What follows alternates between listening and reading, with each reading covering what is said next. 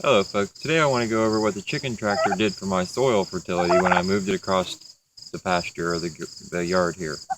I'm going to start this video by showing you what the grass looks like directly behind the chicken tractor. Now each one of these brown spots represents 24 hours or 1 day, and then we moved it to the next spot.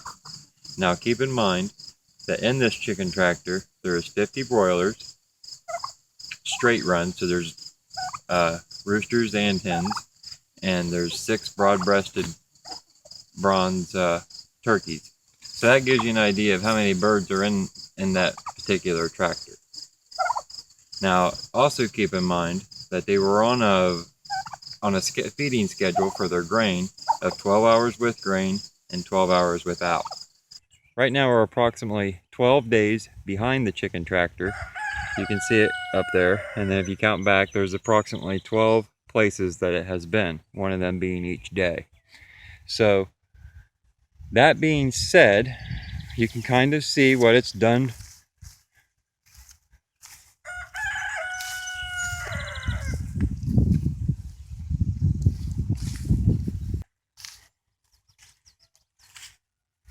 But what I can tell you that I have noticed, and that is that the heaviest manure put down is right around the feeders, which would be towards the front of these bare spots. This area strip of grass right here, this is directly below the feeder. And then there's the feeder across the front. So the heavy poop areas are here and around this feeder.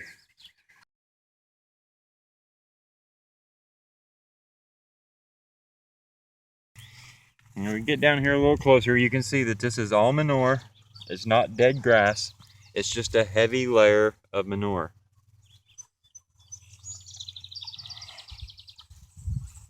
When we get up here a little closer, this is where they were yesterday. Not quite 24 hours ago. And there again, up here by the feeding area, is where the heaviest manure is. Sure, there's still some back here where they bed down, but the most of it is up around the feeders. Okay, so as you can see there, it's pretty easy to tell where the chicken tractor has been. I mean, it just looks like the grass is dead and it's done for. But what happens after you move the chicken tractor and give it rest, and when I say rest, I mean there's no activity either by animals or people, just leave that little plot there alone and give it rest. And after about 13 to 15 days, I started noticing real nice dark green grass starting to come back in.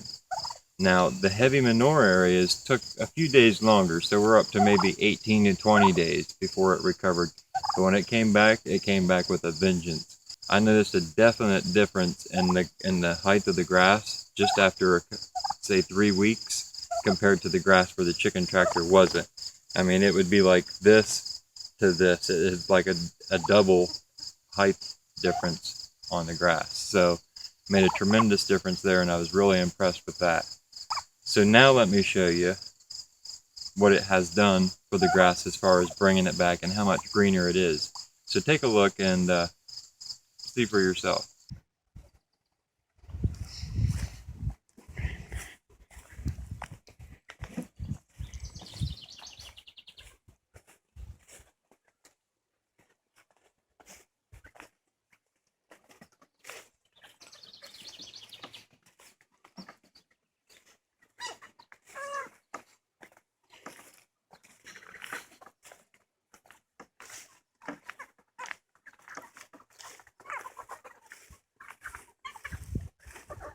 But as we carry on up through here, you can definitely see the grass is greener in them spots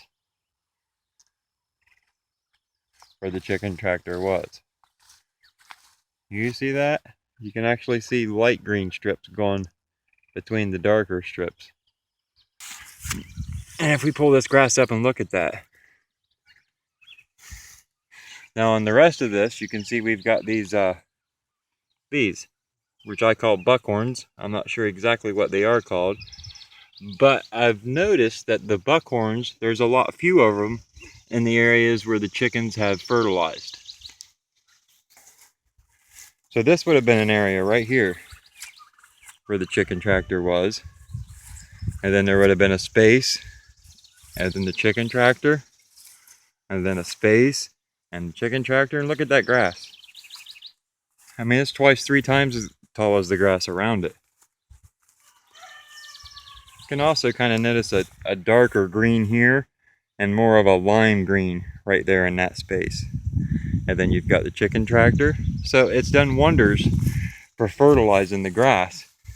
And if we look across here, you notice you don't see a whole lot of them buckhorns until you get right down through here, and then it starts up. And that would have been the space between where the chicken tractor was.